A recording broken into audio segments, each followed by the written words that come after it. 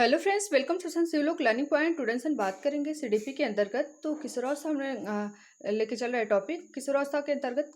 तो उसकी विकासात्मक विशेषताओं को देखेंगे आज के टॉपिक में। अगर आप टेट, सीटेट या स्टेट या फिर किसी भी स्टेट लेवल के टीचर एग्जाम की तैयारी कर रहे हैं तो उसके लिए यूजफुल वीडियो। तो चलिए आज का सेशन शुरू करते हैं और किशोरावस्था की महत्वपूर्ण बातों को समझते हैं जो कि एग्जाम्स में क्वेश्चन बनते हैं। तो पहली अवस्था है शारीरिक विकास पूर्ण। तो किशोरावस्था की ऐसी एज होती है जो बाल्यावस्था के बाद और प्रौढ़ावस्था के पहले की एज मानी जाती है। तो इसमें जो शरीर का विकास होता है पूर्ण रूप से हो जाता है। नेक्स्ट है मानसिक विकास में भी परिवर्तन होता है और यह 16 वर्ष की अवस्था में पूर्ण मस्तिष्क का विकास हो जाता है। तो किशोरावस्था एक ऐसी एज है कि जो बाल्यावस्था के बाद जो बाल्यावस्था में मानसिक विकास होता है उसकी गति तेज होती है। और आते आते किशोरावस्था में जब 18 से 19 वर्ष होता है तो उसमें मस्तिष्क मस्तिष्क का जो विकास होता है, जितना विकास होना रहता है वो पूर्ण रूप से हो जाता है। और इसमें बताया गया है कि जो पूर्ण मस्तिष्क का वजन होता है वो 1200 से 1400 ग्राम के बीच होता है। इसके जो वजन पूछा जाता है एग्जाम्स में। नेक्स्ट है प्रतिष्ठा एवं पदवी की आवश्यकता। तो इस एज में जो किशोर बालक एवं बालिका होते हैं उनको प्रतिष्ठा, अपने मान सम्मान और उसकी जो उनकी जो किसी भी स्थायित्व पद की आवश्यकता होती है। तो एक महत्वपूर्ण विशेषता है। नेक्स्ट है वित्तीय समस्या। तो इस एज में उनको जो रोजगार के प्रति, शिक्षा के प्रति अ, समस्या बनी रहती है, इसलिए उनके अंदर वित्तीय समस्या की भावना होती है कि उन रोजगार के प्रति उनकी समस्यात्मक भावना आने से वो वित्तीय समस्या से परेशान रहते हैं। नेक्स्ट है कि स्थिरता तथा समायोजन का अभाव पाया जाता है। तो किशोर एवं किशोरियों में जो किशोर बालक एवं बालिका होती हैं उनमें स्थिर स्थायीपन और समायोजन का अभाव पाया जाता है, क्योंकि वो बाल्यावस्था, अपने आप को बाल्यावस्था प्रौढ़ों में मानते हैं और प्रौढ़ उनको बाल्यावस्था मानते हैं। और वो किसी भी उम, चाहे समाज ले लीजिए, चाहे शिक्षा के प्रति किसी भी चीज़ में वो समायोजन में उनके अंदर एक तरह से अभाव पाया जाता है। नेक्स्ट है मादक वस्तुओं के सेवन की समस्या। तो किशोरावस्था में बालक एवं बालिका के अंदर जो रोजगार एवं शिक्षा या फिर किसी भी समाज में मान सम्मान के प्रति ठेस भावना की वजह से उनके अंदर जो मादक सेवन की समस्या बनी रहती है। नेक्स्ट है व्यवहार में विभिन्नता। तो किशोर बालक एवं बालिका में जो उनके बिहेवियर में होता है विभिन्नता पाई जाती है, क्योंकि बाल्यावस्था के में वो बालक की जो विभिन्न एक तरह से व्यवहार करते हैं और प्रौढ़ों की तरह भी व्यवहार नहीं कर पाते हैं। उनके अंदर जो व्यवहार होती है प्रौढ़ों से अलग होती है और बालकों से भी विभिन्न पाया जाता है, इसलिए इनके व्यवहार में विभिन्नता पाई जाती है।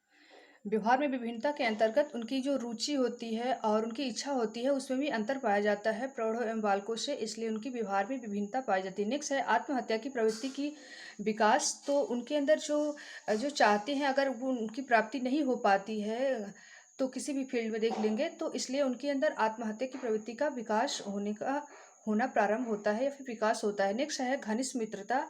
तो इस एज में किशोर बालक एवं बालिका घनिष्ठ समूहों में रहते हुए भी वो एक अलग तरह से मित्र बनाने की कोशिश करते हैं, जो कि घनिष्ठ मित्र के नाम से जानते हैं। तो इनके अंदर घनिष्ठ मित्रता की भावना पाई जाती है। नेक्स्ट है बुद्धि का अधिकतम विकास। तो इस एज में जो किशोरावस्था के जनक माने जाते हैं